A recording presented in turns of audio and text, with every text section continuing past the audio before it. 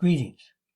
I'm Michael Quinn Patton, here to celebrate evaluation's contribution to sustainability and equity on Earth Day, April 22nd, 2022. I was at the first Earth Day in April of 1970. I was a graduate student at the University of Wisconsin when U.S. Senator Gaylord Nelson pulled together the first Earth Day, not only at Wisconsin, but at universities around the country. This was before we knew about global warming, but we knew about pollution of air, land, and water. We knew about overpopulation, and we knew that the Earth's resources were limited and that humanity was extracting those resources at an unsustainable level. And so Earth Day became a teach-in those days to learn more about both the problem and what we could do about it.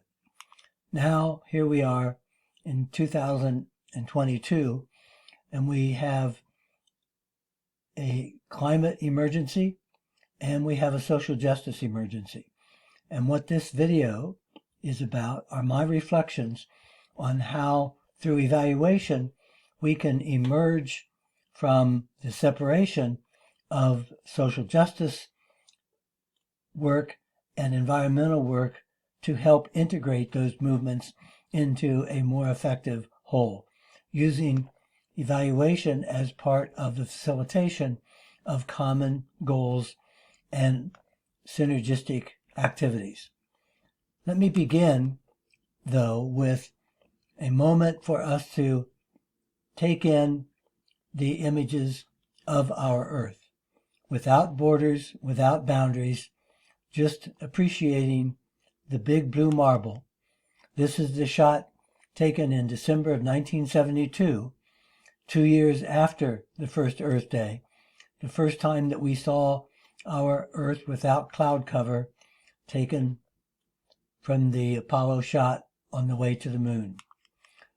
This is the moonrise shot taken 50 years ago in that same orbit. Viewing from Apollo 12, returning on November 24th, 1969. We are here in the Milky Way.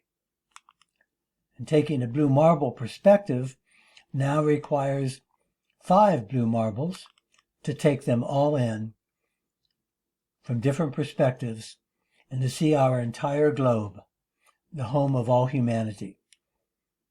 That is what we celebrate on Earth Day. The Earth is not in trouble. Humanity is in trouble. And the issue that evaluation faces is whether we will be part of the solution or part of the problem.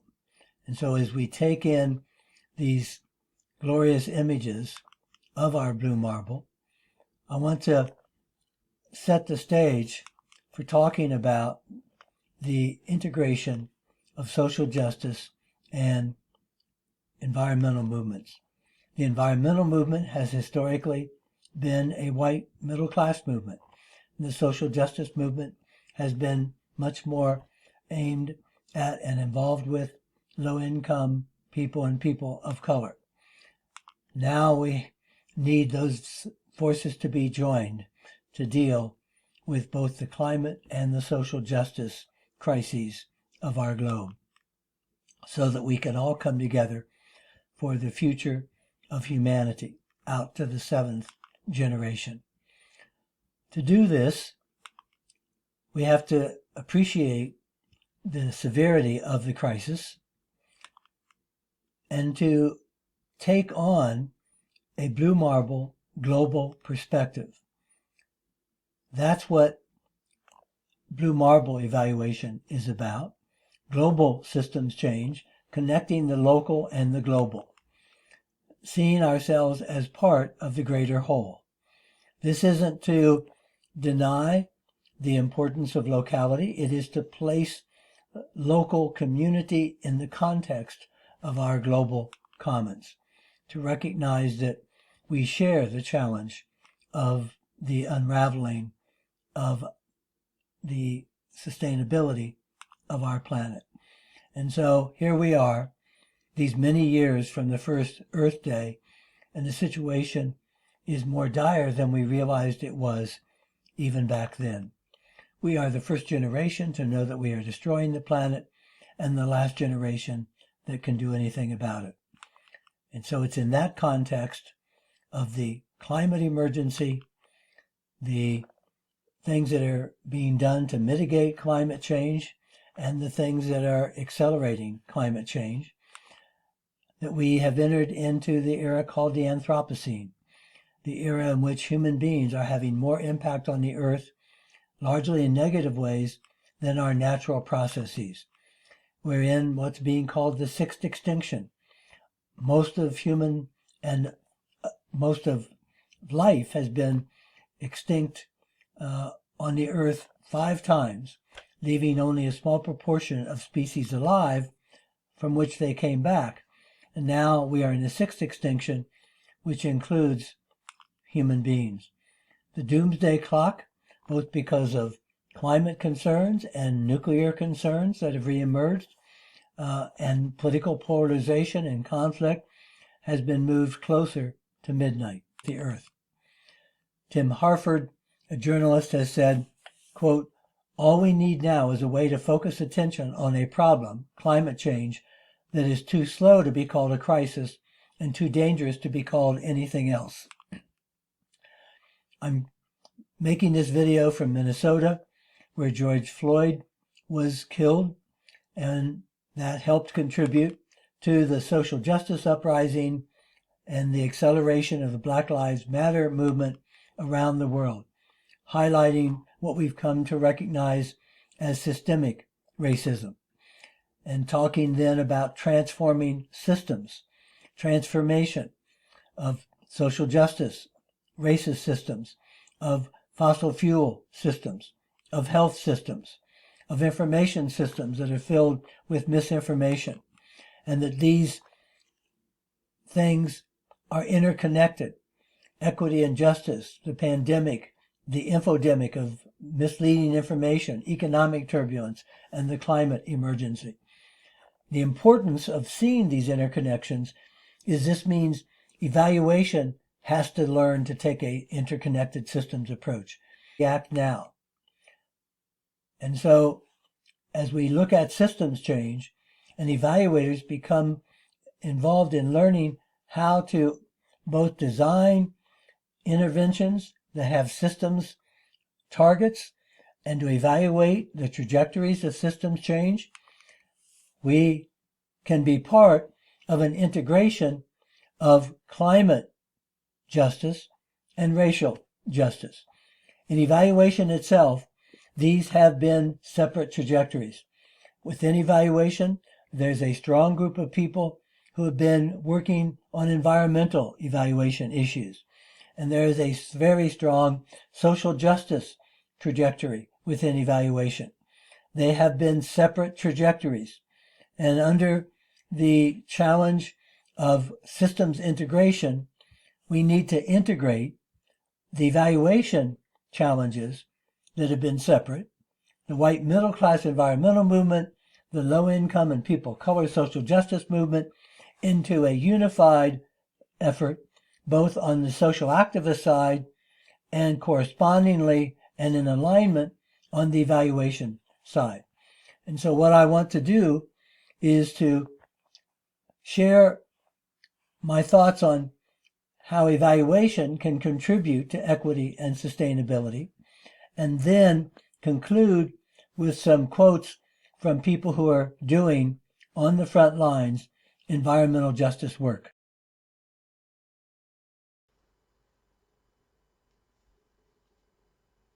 Questions of sustainability become increasingly important as the pandemic rages, the global climate emergency looms behind us. Evaluation has adopted, through its International Development Evaluation Association, a criterion that all evaluations should address equity and sustainability. The way in which evaluation then has an impact on these issues is by making the criterion a matter for judgment, a a matter for data collection, a matter for interpretation. We say that what gets measured gets done. And so unless equity gets measured, nothing gets done about it. Unless sustainability gets measured, nothing gets done about it. By bringing forward these criteria at every level, from the local to the global, national, international, among organizations, initiatives, projects, programs, making equity and sustainability universal evaluation criteria, taking them seriously, tracking them over time, is the way in which evaluation contributes to a more just and sustainable world. Let me turn to the insights of some of the environmental justice advocates and activists about integrating issues of equity and environment. Anthony Rogers Wright describes himself as an Earth citizen and Black liberationist. He writes, "Withdrawal from the challenges associated with climate change and white supremacy is simply untenable at this point in history. The stakes are too high for the climate community and the planet alike." And you have to ask yourself how some of the most ardent climate champions have found the ability to cope with the stress that comes with taking on powerful entities like the fossil fuel industry and political establishments, but not the stress that comes with dismantling racism and white supremacy in their own spaces. Whomever determines the answer to this riddle may be responsible for saving the world. He goes on to say, ironically, if not paradoxically, by not naming white supremacy as a major function of climate change and by not addressing its manifestations within progressive spaces and their own organizations, the professional environmental nonprofit apparatus takes part in their own climate denialism. And he concludes, discussing climate science may be less uncomfortable than talking about the role racism and white supremacy play in disproportionately affecting Black and brown folk. And it's certainly less discomforting than discussing the role racism and white supremacy play in the climate movement itself. But embracing this discomfort has become necessary to dismantle the myriad systems of oppression that contribute to the oppressive system of climate change. And so Anthony Rogers Wright as a Climate Justice Alliance. Reverend Mariama White Hammond, pastor of New Roots AME Church in Dorchester, Massachusetts, describes herself as a minister for ecological justice. She says, quote, "The reality is this world is crumbling. We need to start figuring out how we're going to live differently." What made her live differently was witnessing the way that climate change, economic inequality, and racial demographics clashed during Hurricane Katrina in 2005. Until that point, she says, I believed in climate change, but I kind of said, let the white environmentalists deal with this. But in the midst of Hurricane Katrina, she says, I for the first time really saw how climate change was a threat multiplier. It is important to connect the dots between issues like climate change, immigration, and prison reform. In the fight against the climate crisis, she stresses, the need for something deeper than facts. I think a lot of scientists early on thought if they just told people the facts, we would make the logical decision and move forward, she says. The only way we're going to shift is if we are called to fight more deeply for the things that we love. And if we don't love each other across race, across class, then we will sacrifice each other. And so she works for climate justice. Finally, Marian Nils Hedler, fighting to integrate social and environmental justice movements, has written, this crisis didn't appear out of thin air. Someone did this to us. The fossil fuel industry and the governments had aided and abetted it. And it didn't start there. The fossil fuel industry was born of the Industrial Revolution, which was born of slavery, which was born of colonialism. It's no accident that the map of climate change, she wrote, worst wrath to date looks like a colonizer's playground, because that's what it is. And it's also no accident that when it does play out in more affluent countries, it finds its way to communities of color with all the precision of a heat-seeking missile. That's a feature, not a bug. We don't have to sit idly by and watch our future burn. We are not powerless. Quote, "You write in order to change the world," close quote, James Baldwin said. Quote, "The world changes according to the way people see it. And if you alter, even by a millimeter, the way a person looks or people look at reality, then you can change it," close quote. That's where evaluation comes in. If you alter, even by a millimeter, the way a person looks or people look at reality, then you can change it.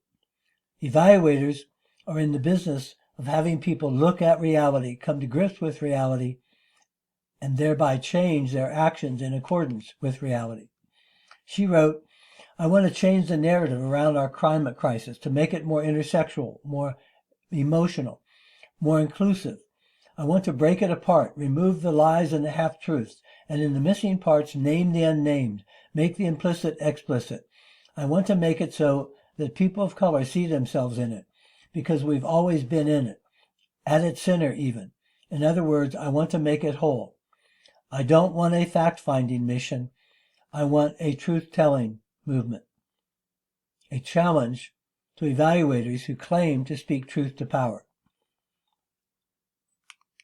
And so, with our evaluation networks, with our evaluation work, we are challenged to be part of the environmental justice movement through our skills and analyses and syntheses and work in evaluation. Connect our networks together in helping to tell the truth, in supporting systems transformation efforts to help make them more effective, that are dealing with environmental justice on a global level. As evaluators on Earth Day 2022, let us commit together professionally to use our evaluative thinking capacities, our evaluation thinking tools, our methods, our systems understandings to help bring about a more equitable and sustainable future.